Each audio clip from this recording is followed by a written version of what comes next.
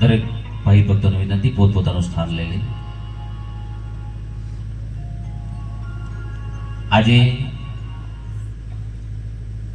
આ નાનેઢોળ ડુંગરીની પાવન ભૂમિ પર અને જેના સાનિધ્યમાં બેસીને આપણે ત્રીજા દિવસમાં શ્રીમદ ભાગવત જ્ઞાન કથામાં પ્રવેશ કરવા જઈ રહ્યા છીએ. ખૂબ જ આનંદની વાત છે કે આજે આપણે જેના ખોળે બેસીને આપણે કથા ગાઈ રહ્યા છે, કથા સાંભળી રહ્યા છે, અને જેનો ત્રિવેણી સંગમ હોય માં માવલી માતા. ગઈકાલે પણ બાપુએ કીધું કે ડુંગર તો ન લાવી શકીએ, પણ માવલી માતા ખુદ અહીં આવી છે. અને વ્યાસપીઠ પર જેનું બિરાજમાન થયું હોય, સાથે જેના પટાંગણમાં બેસીને આપણે જે કથા શ્રવણ કરી રહ્યા છે, માં અંબાજી અને આ જ વિસ્તારમાં માં જોગણી, આ ત્રણેય માનો મળીને ત્રિવેણી સંગમ. ખૂબ આનંદ થયો મને આ સાંભળી કે આ ગામોમાં અનેક દેવી દેવતાઓના મંદિર, મહાદેવજી હોય, ચાહે હનુમાનજી હોય, ચાહે માતાજી હોય, આ વડીલોનો ખૂબ મોટો આધાર આપણા પર રહ્યો છે. અને આ યુવા સંગઠન આજે જે ટક્યું છે એ વડીલોના આધારે જ આપણે આજે આપણને એવા વિચારો આવ્યા છે કે આ વિસ્તારમાં પણ ભાગવત કથા થવી જોઈએ, જેને લઈને આજે ધીરુભાઈ અને એમનું સમગ્ર પરિવાર ઘણા સમયના મનોરથ લઈ અને જે ભાગવત કથા અહીં કરવા માટે બહુ ઘણા સમયથી એમનો સંકલ્પ હતો, અને આજે સંકલ્પ પૂરો કરી અને આપણને જેનું આનંદ કરાવી રહ્યા છે ભાગવત કથાનો, તો ધીરુભાઈને અને એના સમગ્ર પરિવારને ખૂબ અભિનંદન પાઠવીએ છીએ. સાથે જેના સાનિધ્યમાં આપણે બેઠા છે, આજે ત્રીજા દિવસમાં શ્રીમદ ભાગવત કથા સાંભળવા માટે આપણે પ્રવેશ કરી રહ્યા છે, એ માં ભગવતી, માં અંબાના ચરણોમાં કોટી કોટી વંદન કરીએ. સાથે વ્યાસપીઠ પર બિરાજમાન સંત શ્રી વિજય બાપુ, એમના ચરણોમાં લાખ લાખ વંદન કરીએ કે જેમણે ધર્મની ધજા સમગ્ર દક્ષિણ ગુજરાતમાં જેમની ધર્મરૂપી જ્યોત જગાવી હોય, અને ગામે ગામ જઈ જે આપણા બ્રહ્મલીન સંતો જે અધૂરું કાર્ય મૂકીને ગયા, એ કાર્યને પૂરું કરવા માટે જ વિજય બાપુનો જન્મ થયો હોય, અને જેનો ધર્મ એને જેને સ્વીકારીને આજે જન જન સુધી સનાતન ધર્મને લઈ જઈ અને ધર્મનો પ્રચાર પ્રસાર કરી અનેક લોકોને ધર્મના માર્ગે વાળી રહ્યા છે. આપણે તો એમાં ખાલી ભળી જવાનું છે બાપુ સાથે, અને કોઈ પણ સંપ્રદાય હોય, પણ વાતો આપણી જે ભાગવતીય થતી હોય તો એમાં અવશ્ય આપણે ભળી, અને કોઈ પણ સત્સંગ ચાલતો હોય, એવું નહીં કે આપણી આ જ કથા ચાલતી હોય, જે પણ સંપ્રદાયનો અહીં સત્સંગ ચાલતો હોય એમાં ભળી અને આપણે તો આત્મકલ્યાણ કરવું છે. તો ખરેખર વિજય બાપુએ જે બીડું ઝડપ્યું છે એમાં ભળીને આપણે સનાતનીય ધર્મ ને ખૂબ સમગ્ર દક્ષિણ ગુજરાતમાં ફેલાઈ રહી છે, તે એવી માં ભગવતી, માં રાજરાજેશ્વરી માના ચરણોમાં કોટી કોટી વંદન કરી આજની ત્રીજા દિવસની કથામાં પ્રવેશ કરવા જઈ રહ્યા છે. ત્યારે કથાના મુખ્ય યજમાન અને મુખ્ય આયોજક ધીરુભાઈ જગુભાઈ પટેલ અને શ્રીમતી લીનાબેન ધીરુભાઈ પટેલને વિનંતી કરીએ કે પ્રથમ પોથી પૂજા માટે વ્યાસપીઠ પર આવે.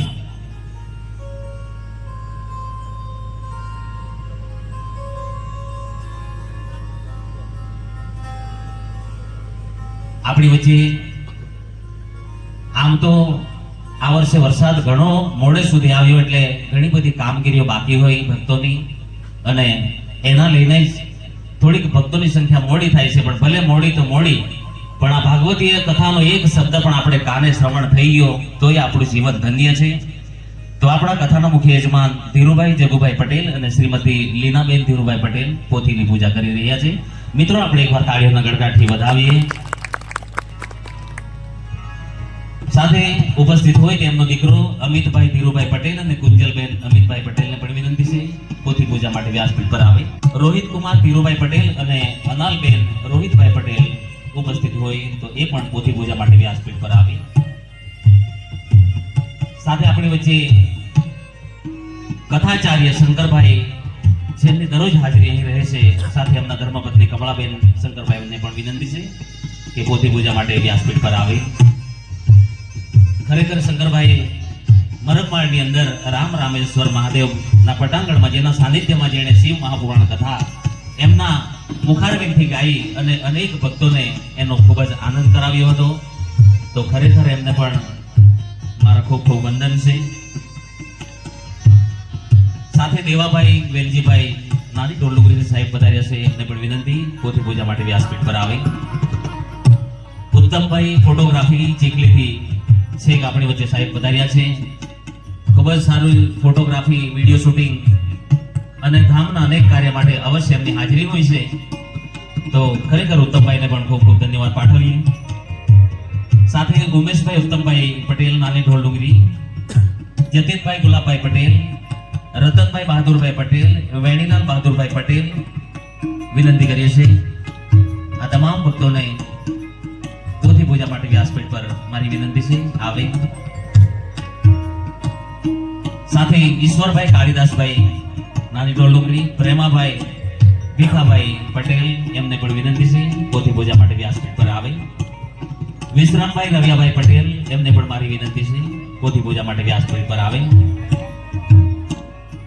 સાથે ધીરુભાઈના બનેવી દિનેશભાઈ અને એમના ધર્મપત્ની ધીરુભાઈના બેન બારસોથી પધારે છે, તો એ પણ વ્યાસપીઠ પર આવે. રડિયાભાઈ રવિયાભાઈ પટેલ વિનંતી છે કે આપ પણ પોથી પૂજા માટે વ્યાસપીઠ પર આવે. ધીરુભાઈના બેન અને બનેવી બારસોથી પધાર્યા છે, એમને વિનંતી પોથી પૂજા માટે વ્યાસપીઠ પર આવે. ચીમનભાઈ નાની બાપટીથી પધાર્યા છે, એમને પણ વિનંતી છે પોથી પૂજા માટે આગળ આવે.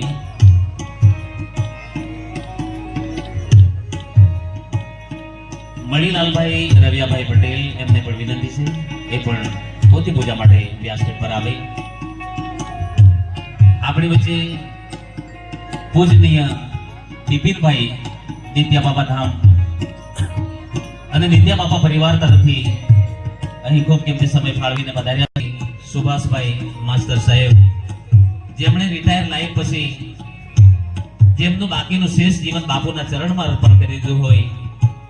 કારણ કે કથામાં આવે છે ધર્મ, અર્થ અને કામ, પણ મોક્ષનો રસ્તો ખૂબ જ અઘરો હોય. પણ જેમણે રિટાયર લાઈફ પછી પણ મોક્ષનો રસ્તે જવા માટે બાપુના ચરણોમાં જેમનું શેષ જીવન અર્પણ કર્યું હોય, સુભાષભાઈ જે 1200 થી વધારે છે એમને મારી વિનંતી પોથી પૂજા માટે વ્યાસપીઠ પર આવે.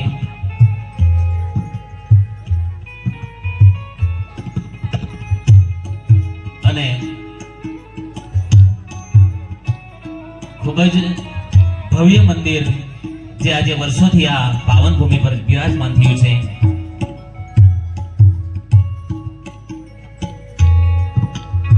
આપણી વચ્ચે વડીલ ગુલાબ બાપા આપણી વચ્ચે પધારે છે, વિનંતી એમને પણ પોથી પૂજા માટે વ્યાસપીઠ પર આવે.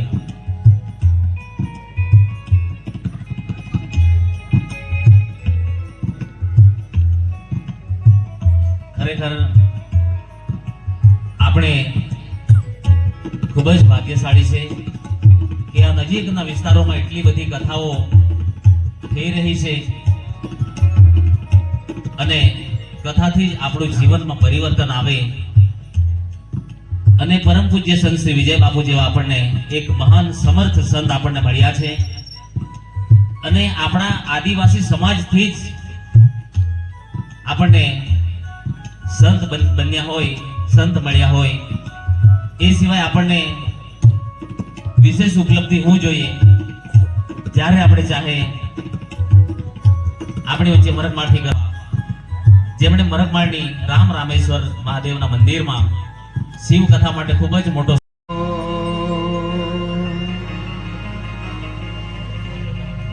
સ્વસ્તિ શ્રી ગણેશાય નમઃ.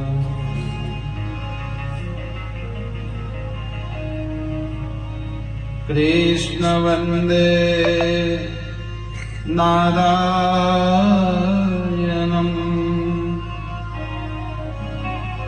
કૃષ્ણ વંદે વ્રજ પ્રિયમ, કૃષ્ણ વંદે દેપાયનમ, કૃષ્ણ કૃષ્ણ વંદે પૃથાસુતમ અંબા મિલગી રૂપે સ્વસ્તિતા નમો તસ્યે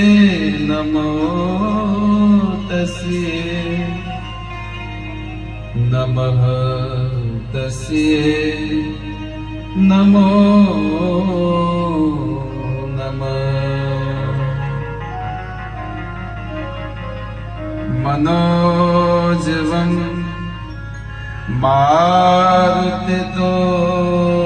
મારુતિતુલ્યવેગં जितेन्द्रिय बुद्धि मतावरी हरे Hare Krishna, Krishna Krishna, Hare Hare, हरे कृष्ण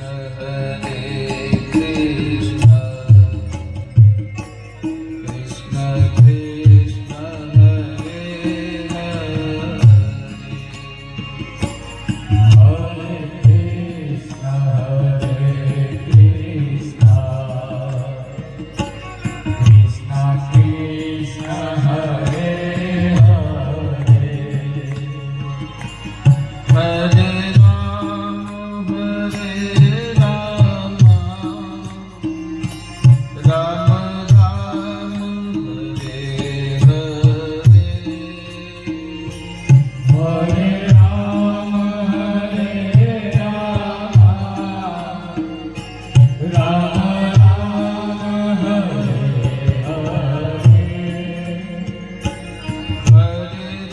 Hare. हरे Ram Ram Ram Hare Hare Hare Rama, Hare Rama, Rama Rama, Hare Hare. हरे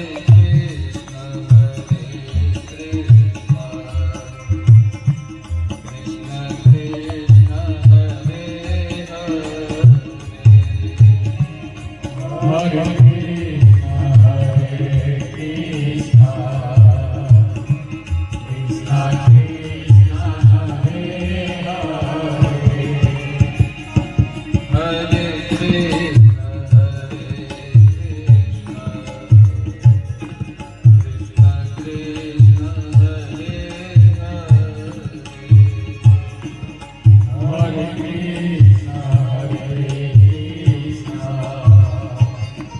Krishna Krishna Hare Hare Hare Krishna, Krishna Krishna, Hare Hare.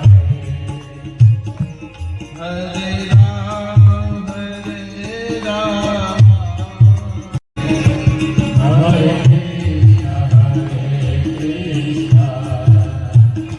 Krishna Krishna, Hare Hare, हरे कृष्ण कृष्ण कृष्ण हरे Hare Krishna, Krishna Krishna, Hare Hare. हरे कृष्ण मात की जय हनुमान जी महाराज की जय सद्गुरु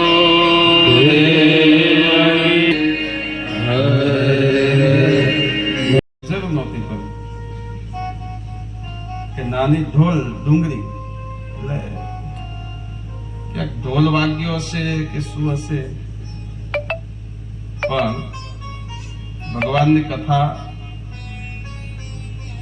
અને અમારા ગુલાબ કાકા અને ધીરુભાઈ પછી ડુંગળીના દર્શન કરાવ્યું ત્યારે ખબર પડી કે હા પણ આ નાની ઢોલ ડુંગળી એનો આ ગામનો મહિમા બહુ છે અહીંના વડીલો કે અહીંના આગેવાનો કે યુવાનો કે આપ સૌ બધાને ખબર પણ હશે, પણ આ ગામથી જ એક ધોરિયા જ્ઞાતિનું આ કેન્દ્ર બિંદુ છે. ધના અને રૂપા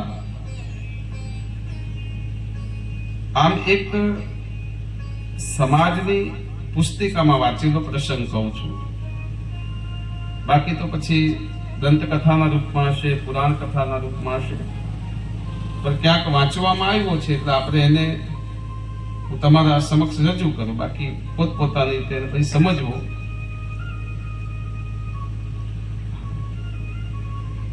એક ધોરિયા સમાજની પુસ્તિકા બહાર પડી, એની અંદર આપણે ગયા હતા અને એનાથી આ વિસ્તારની અંદર આપણી ધોરિયા જ્ઞાતિ પછી આથી બધો પસાર થયો, ફેલાવો થયો, અનેક અનેક ગામોની અંદર પોતે વસવાટ કર્યો. તો મૂળમાં ધોરિયા જ્ઞાતિ જ્યાં સ્થિર થઈ અને ત્યાંથી વિસ્થાપિત થઈ અલગ અલગ ગામમાં, એનું મૂળ ગામ હોય તો નાની ધોળડુંગરી છે. આ ધોળડુંગરી ગામની અંદર આ ઘટના બનેલી. એટલે થોડુંક વિશેષ યાદ આવે તો થોડીક વાતો કરતો જાઉં, જેથી ખબર પડે આપણે ક્યાંના, ક્યાંથી આવ્યા અને ક્યાં અટકેલા અને ક્યાંથી પછી બધે વિસ્તાર થયો છે. આવું દંત કથામાં વાંચ્યું છે.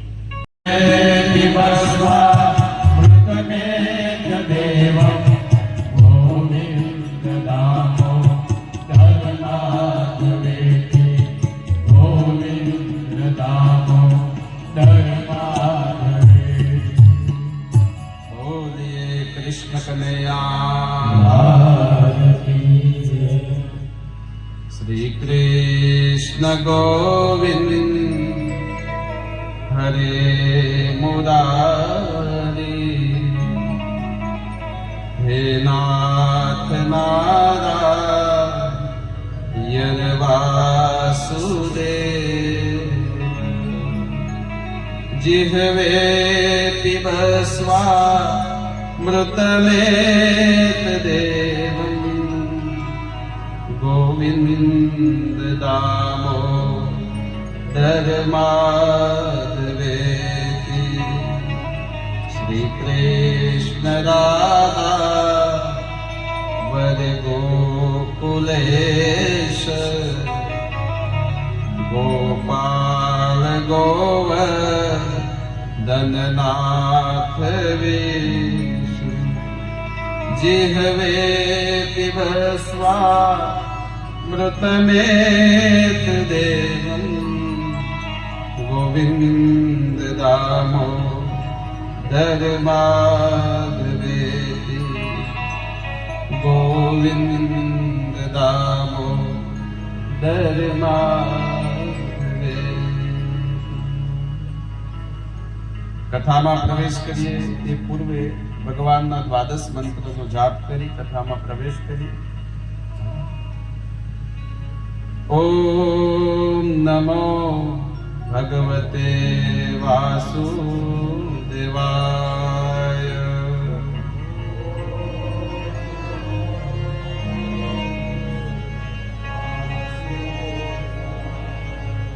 ઓમ નમો ભગવતે વાસુદેવાય.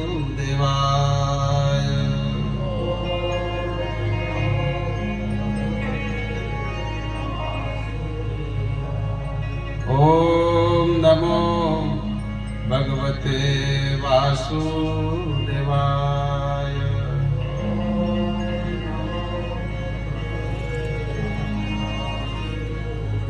સ્કંદ પુરાણની અંદર જે શ્રીમદ ભાગવતનો મહિમા ગાયો છે, ભગવાન શ્રી હરિ નારાયણ સ્વયં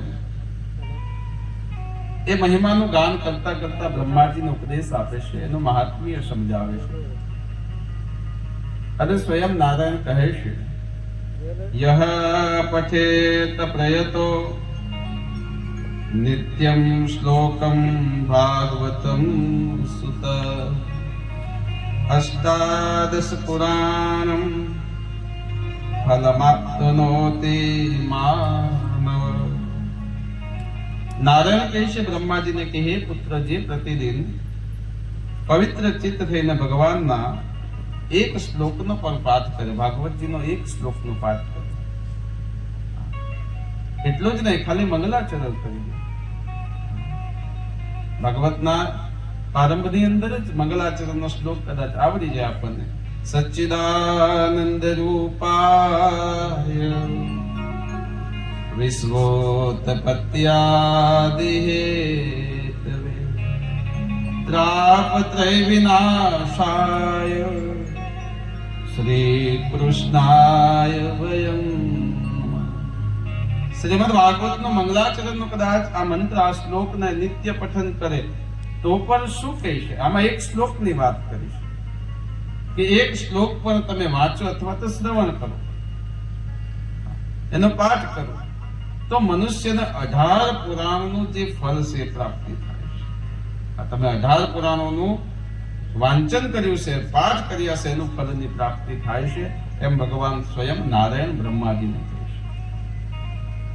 ત્યાર પછી કહે છે, નિત્યમ મમા કથા યત્ર તત્ર તિષ્ઠન્તિ વૈષ્ણવા કલેબહયા નરાસ્તવે યે ચર્યન્તિ સદા.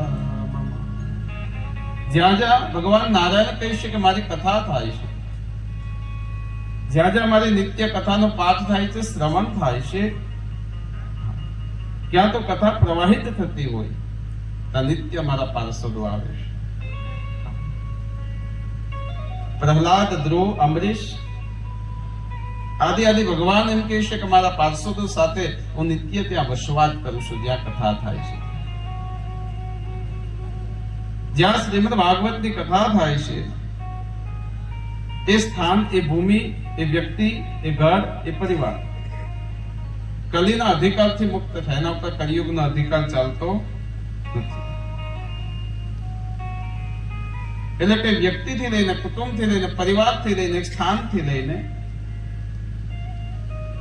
એ કલીના વશમાં આવતો નથી. એના ઉપર અત્યંત કરુણા મારા ઠાકોરજીની રહી છે વાલા ભક્તો. એટલે શ્રીમદ ભાગવતનો કેટલો મહિમા છે. તમારે અને મારે મનુષ્ય જીવનનું કલ્યાણ કરવું છે તો એક ગ્રંથના આશ્રિત થવું,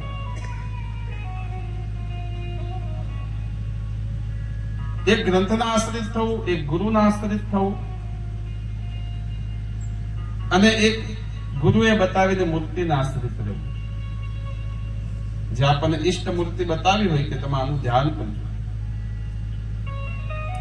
એટલા માટે તો આપણે ત્યાં શ્લોક પણ લખાયો છે, ધ્યાનમ મૂલમ ગુરુ મૂર્તિ. શેનું ધ્યાન કરવાનું? ગુરુએ બતાવેલી મૂર્તિનું. યાદ રાખો, જે આપણને ગુરુની મૂર્તિ બતાવી છે, આપણને રાધા વલ્લભલાલને બતાવી, દ્વારકાધીશની બતાવી, મારા મહાદેવની બતાવી, શિવની બતાવી હોય તો સવારમાં ઉઠીને શિવનું મંગલાચરણ કરવું. વંદે દેવ ઉમાપતિ સુર ગુરુ વંદે જગત કામ. ભગવાન દ્વારકાધીશને બતાવી હોય તો જયંતી મંગલા કાલી ભદ્રકાલી કપાલી. મારા હનુમાનજી મહારાજની મૂર્તિ બતાવી હોય અતુલિત બલધામ, એથી શરૂઆત કરી. કૃષ્ણ પરમાત્માની મૂર્તિ બતાવી હોય તો વસુદેવ વસુતમ દેવમ કંસ ચારુણમ મર્દનમ. એટલે ધ્યાનમ મૂલમ ગુરુ મૂર્તિ. ગુરુએ બતાવીને મૂર્તિનું ધ્યાન કરવું, ગુરુએ બતાવીને મૂર્તિનું ધ્યાન કરવું. પૂજા મૂલમ ગુરુ પદમ. ગુરુના ચરણની પૂજા બતાવી. હવે ગુરુના ચરણની પૂજા બતાવી એટલે ગુરુની ચરણની પૂજા એટલે શું? હા, એ આપણે ત્યાં પધારે, ગુરુજીનું આગમન થાય તો અવશ્ય એની પૂજા કરવી જોઈએ. પણ શિષ્યનો અને ગુરુનો દૈહિક સંબંધમાં પદની પૂજા કીધી છે, એટલે ગુરુના ઉપદેશને માનવા. ગુરુએ બતાવેલો જે માર્ગ છે એના ઉપર અચલ રહેવું, એ ગુરુ પદની પૂજા છે. કે આપણને સદગુરુએ જે રાહ બતાવ્યો છે એના ઉપર ધર્મ સિદ્ધાંત અને શુદ્ધ આચરણથી ચાલવું એ ગુરુપદની પૂજા છે. યાદ રાખજો. ગુરુ વ્યક્તિ વિશેષમાં નહીં આવી શકે, કારણ ગુરુ સાક્ષાત પરબ્રહ્મ. યાદ રાખજો. એ તો આ જન્મે આપણે પછી એમનું ક્યાંક કેન્સલ થયું એટલે કોઈ બી કારણ ઊભું થયું હશે, બની શકે. એવું કઈ જરૂર નથી કે આજથી 5 દિવસ પહેલા આપણે નક્કી કરીએ એટલે બધું પૂર્ણ થઈ જાય. તો ગુરુ કૃપા અને ઈશ્વરની કૃપા હોય તો જ થાય. એટલે રાત્રે એમનો 11 વાગે કઈ બિપિનભાઈ ઉપર ફોન આવ્યો કે મારાથી કાલ સત્સંગમાં નહીં પહોંચાશે ના આવીને. બિપિનભાઈ મૂંઝવણમાં થયા કે હવે કોને? તો એમણે કે હાલો આપણે પરિચય ઓછો છે પણ વાંજણા મારા બાપુને યાદ કરીએ. એટલે અમારા દિનેશ સાહેબ પર ફોન આપ્યો. કારણ કે હું તો રાખતો નથી મોબાઈલ. દિનેશ સાહેબ ઉપર ફોન કર્યો કે બાપુને કહેજો ને જરાક કાલ સત્સંગ કરવાનું છે. બસ આમંત્રણ મળી ગયું. બાપાને ત્યાં ભજન કરવાનો, નીલભાઈ મારા રામના ગુણ ગાવાના. સાધુને આટલું જ જોઈએ, બીજું જોઈએ શું? કારણ કે એ ભગવાનનું ભજન કરવા તો નહીં કરવું છે. એટલે એ નિર્માણ હોય. પછી એને કઈ ઉપર નીચે નામ લખવાથી કઈ ફેર ના પડે. તુલનાત્મક જીવન સાધુ નથી જીવતો, એને તો એક ભગવાનનું ભજન કરવાનું છે. યાદ રાખજો. એટલા માટે કહેવાય છે કે ગુરુ પૂજા, ગુરુ પૂજા એના પદની પૂજા કહેવાય છે, એના ચરણની પૂજા કહેવાય છે. પણ રામચરિત માનસ કહે છે શું છે ગુરુ પદની?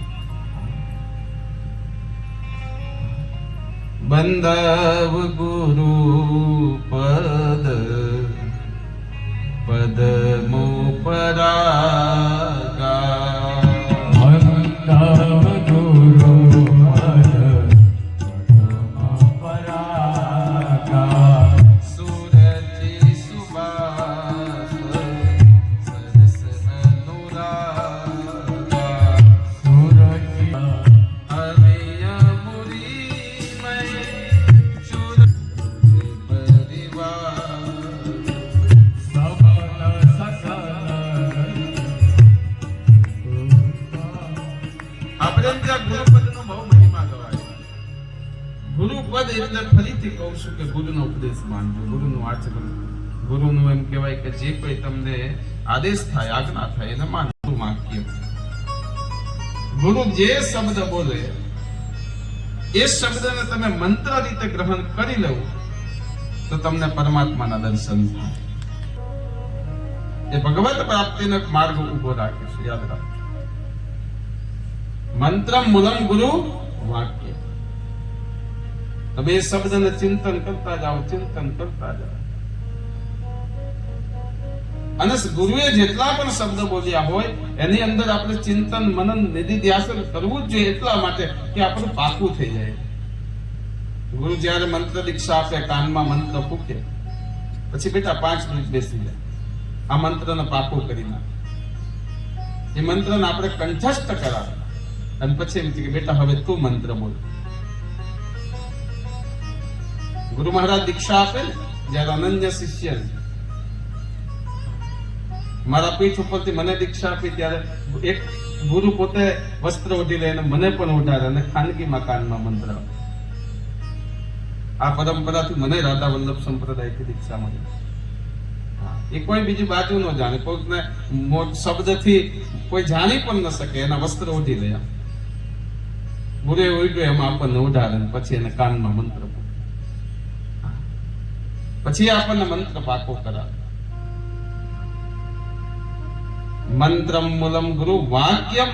યાદ રાખજો, ગુરુના મંત્ર શબ્દ મંત્ર બની જશે તેથી મોક્ષ મૂલમ ગુરુ કૃપા.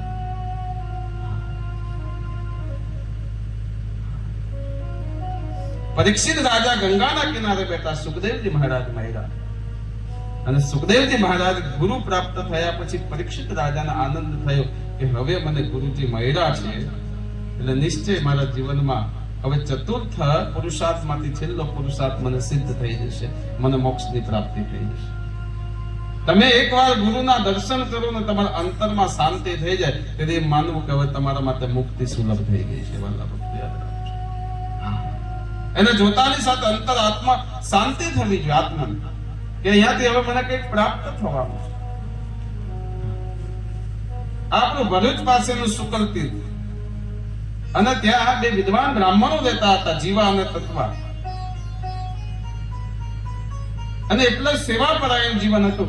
જે કોઈ મુસાફર અભ્યાગતો સાધુ આવે એને જમાડે, એની સેવા કરે, બધું જ કરતા. એકદમ ધર્મ સિદ્ધાંતિ જીવનારા હતા. પણ મનમાં એક વિચાર હતો કે કોઈને કોઈ બુદ્ધ પુરુષ આપણને મળી જાય, કોઈને કોઈ મહાપુરુષ મળી જાય તો એને આપણે ગુરુ કરવા છે. પણ પાછી એક શરત પણ રાખેલી કે વડલાની સૂકી દાળ રોપેલી, સૂકી હાવ એકદમ સુકાઈ ગયેલી દાળ એ રોપેલી. આપણા સ્થાનની અંદર, આપણા વિસ્તારમાં કે આપણા ગામમાં જે કોઈ સાધુ આવે એના ચરણ પકડવાના અને ચરણામૃત આ દાળની અંદર આપણે રેડવાનું, નાખવાનું પછી, અને એમાંથી જો વટવૃક્ષનું પાન આવે ને ઉગે તો માનવાનું કે એને આપણે ગુરુ કરવાનું. આવો નિયમ રાખેલો બંને જણા. જે ગામમાં સંતો આવે તેને વંદન કરે, પ્રણામ કરે, પોતાના ઘરે લઈ જાય, પછી ચરણોને પખારે, ચરણામૃત હોય પછી વૃક્ષની વરની દાઢીમાં એ રેડે, નાખે.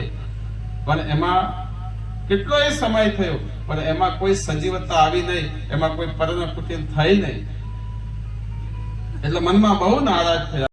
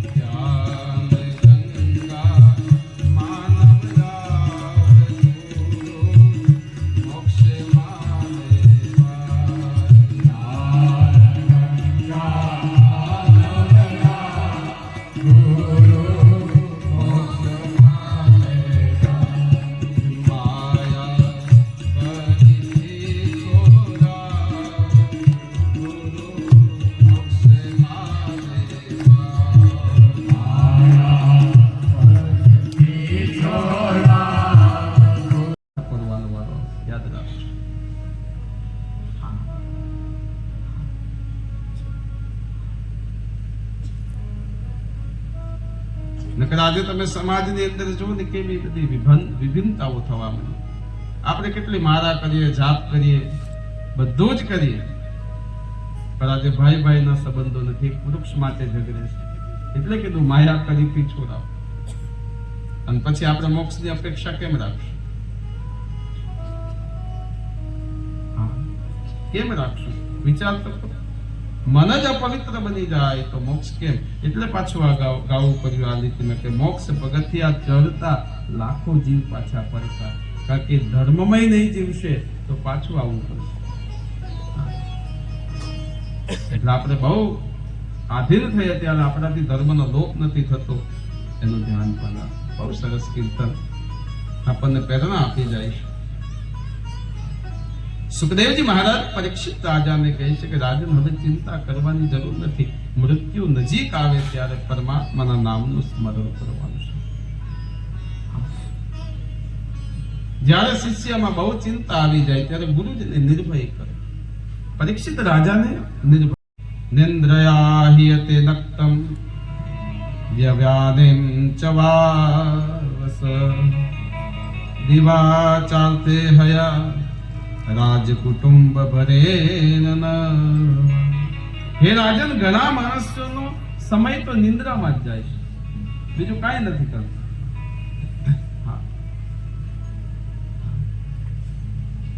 જીવનનો કેટલો સમય તો આપણો નિંદ્રામાં જતી રહે. આપણે ધારો કે 70 વર્ષ જીવીએ કે 80 વર્ષ જીવીએ તો 40 વર્ષ તો નિંદ્રામાં જ ગયા. રાજ ગણવાના ને આપણે. અને એ 40 વર્ષમાંથી પછી કેટલોક સમય તો સંસારની પ્રવૃત્તિમાં નીકળી જાય તો ભગવાન ક્યારે પછી. એટલે મહાપુરુષોને કદાચ ગાવું પડ્યું હશે.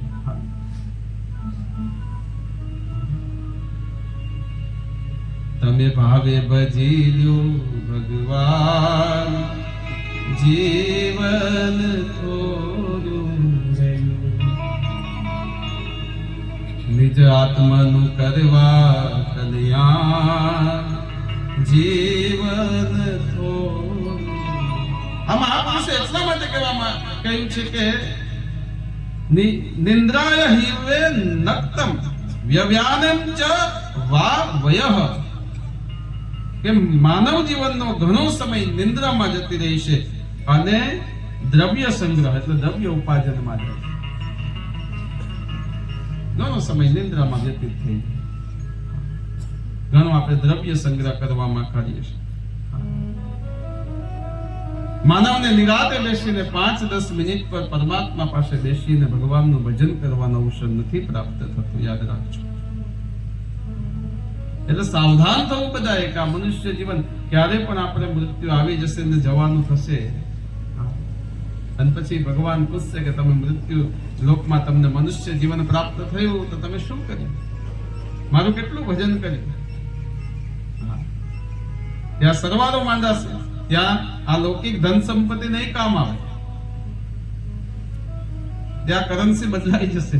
અત્યારે અમારા સાહેબ એક બહુ સરસ વાત કરી હતી, ત્યાં દાન ધર્મ ભક્તિની કરન્સી આવશે, ત્યાં પછી કમાયેલા રૂપિયાઓ કામ નહીં આવશે. હા,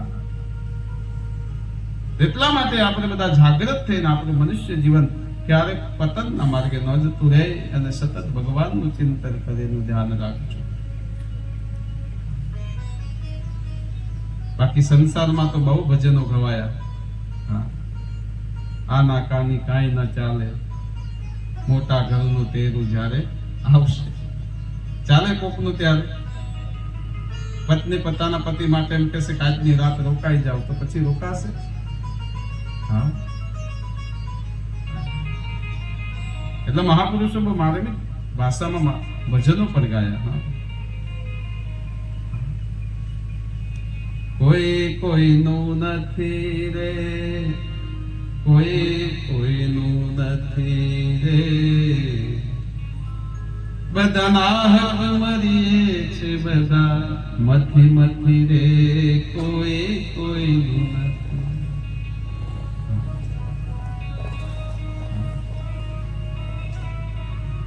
પતિ પત્ની 2 જણા જીવતા હોય, એમાં પત્ની રિસાઈ જાય તો પતિની કેવી હાલત થાય, કેવી પરિસ્થિતિ બને. અને મન કેટલું વ્યાગ્ર રહે સંસારમાં. ભગવાન ભજવામાં અનુકૂળતા આવે ખરી. સંસારના જે તે તત્વ છે એ સમજી જાય કે આપણું દાંપત્ય જીવન બન્યું છે, સંસારને વારે વારે આવું ઘટના બને હો, પછી ફરિયાદ અમારા પાસે આવે કે બાપુ આવું છે, પણ એકાબીજાને સમજવું ને. પ્રભુતામાં પગલા માંડ્યા છે પ્રભુને પ્રાપ્ત કરવા માટે. પ્રભુતામાં પગલા શું કામ માંડ્યા? પ્રભુને પ્રાપ્ત કરવા માટે. તમે એકાબીજાના આત્માને આત્મા તો એક છે, પણ આત્માને ન સમજી શકો તો આપણે પરમાત્માની યાત્રા કેમ કરી શકીશું?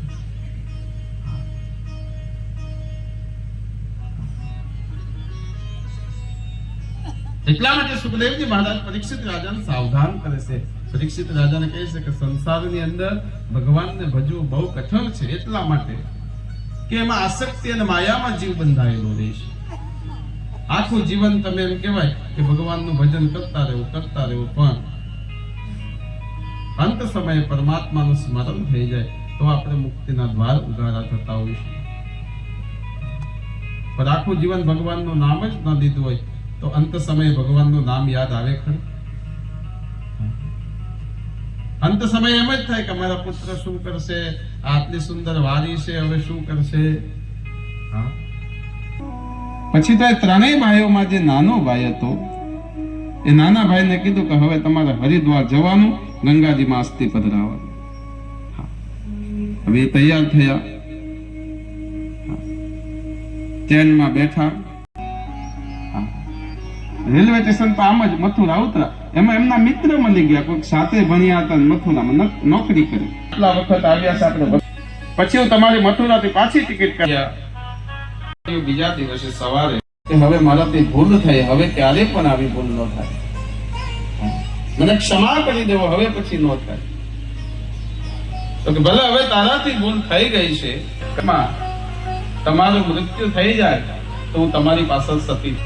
રાજાને એમ થયું, ભર્તૃહરિ રાજાને, કે હવે મારે રાણીની